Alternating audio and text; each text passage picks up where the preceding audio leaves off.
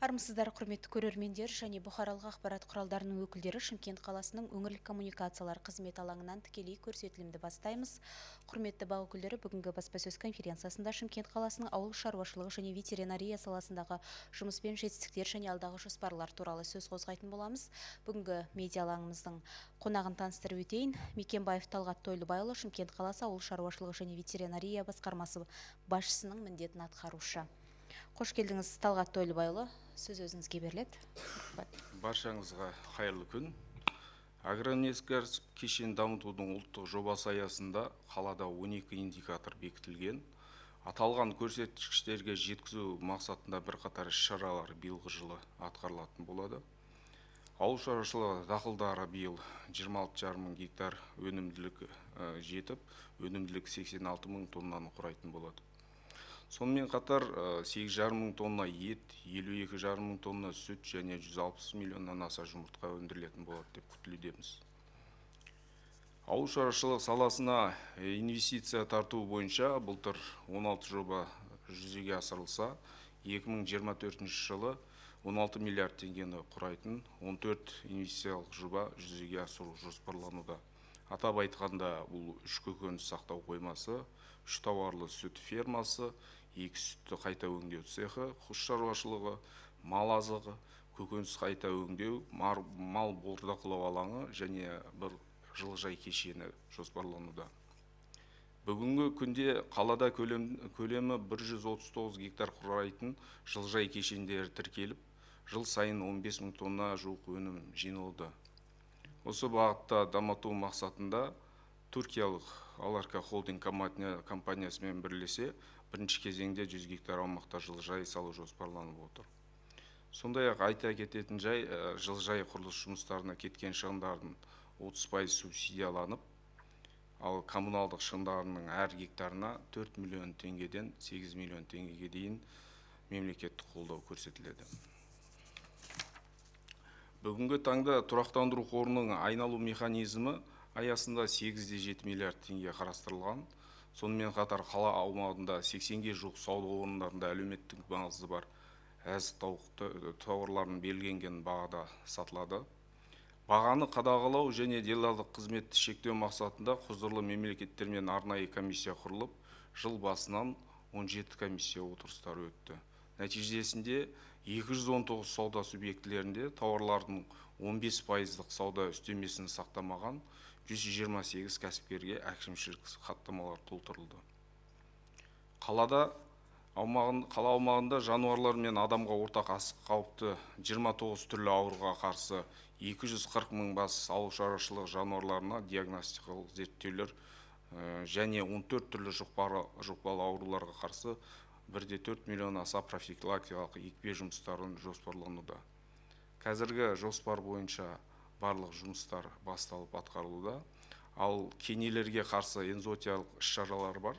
Басқарма тарапынан ұйымдастырылған. Бұл бойынша 3 миллион 900 шаршы метр қоражайлар, 751 мың шаршы метр ауыл шаруашылығы жануарларының шоғырланатын орындар мен жайылымдар залалсыздандыру және 300 мыңнан аса малды бүрку мен тоғыту жұмыстары жоспарланған.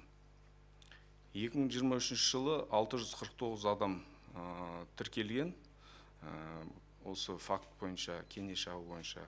Ал қазіргі жылы осы 26 факт бар. Сонымен қатар бізде жаңағыдай ит аулау жұмыстары да бар. Ол 40 мың бас ит аулап, оның 15 мың жансыздандырумен жаңа питомникке орналастырып, сол тиісті жұмыстар атқарылды. Баяндамамыз аяқталды. Назарларыңызға рахмет. Рахмет, Талғат Тойлыбайұлы. Әріптестер, енді сұрақтарыңыз болса, мархабат. Шымкент келбеті, Гүлнұр Балабасова.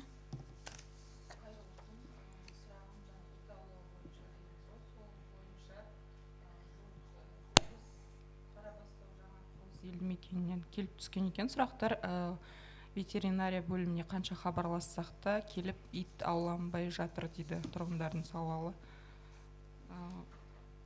Одан кейін екінші сұрақ, жаңағы теплицадан шығатын өнімдердің бағасына байланысты, ол қаншалықты қадағаланып жатыр? Қазір өте қымбат қой қызанақ қиярлардың бағасы. Сұрағыңызға рахмет. Бірінші сұрақ бойынша бүгінгі таңда қала аумағында жыл басынан 6000-ға жуық ит ауланды. Әрине бұл проблема бар, иттерді көбейіп жатыр.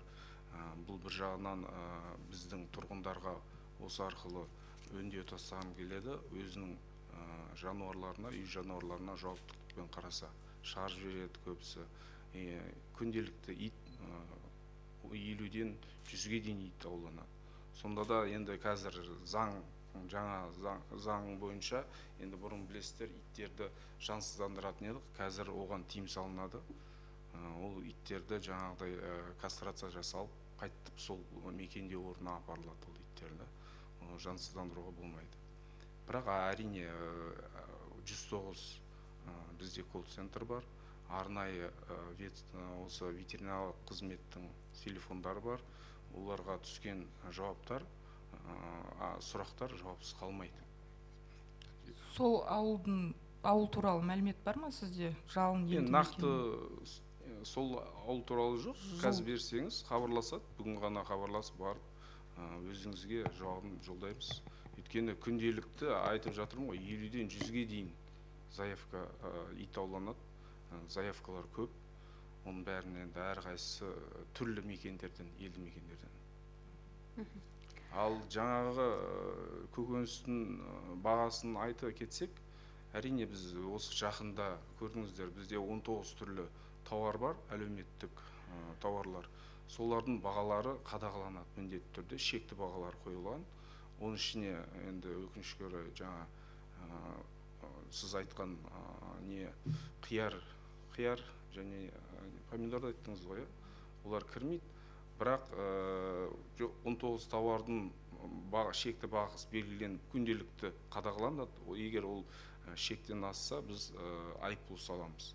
Ал жаңағы сіз айтып отқан овощной продукциямыз біздің, ол әрине осы жақындағыда көрдіңіздер, контрактация бойынша біз осы Устрейт деген арнайы мекеме бар, Кастрейттің точкасы. Біз бүкіл өңірлерді шақырып, Қазақстан Республикасының осы сауда комитетімен қосып, осы көрмеде өткіздік. Осы қымбаттамау үшін алдын ала контракттарға шаруалармен, Өзбекстан елінің бар, басқа Тәжікстан елі бар, соны алдын ала контракт жасап, сол белгіленген бағамен алу үшін контрактқа тұрғызамыз. Ол жұмыстар атқарылып жатыр. Тағы да сауалдарыңыз бар ма, әріптестер? Байзақ аға, сауалыңыз бар ма? Осымен сұрақтар болмаса, бүгінгі баспасөз конференциясын тәмамдаймыз. Құрметті Талғат Тойылбайұлы, бүгінгі баспасөз алаңына келгеніңізге рахмет. Құрметті әріптестер, естеріңізге сала кетейік, сағат 15:30-да Шымкент қаласының жолаушылар көлігі және автомобиль жолдары басқармасының баспасөз конференциясы өтетінін хабарлаймыз. Назарларыңызға рахмет. Рахмет.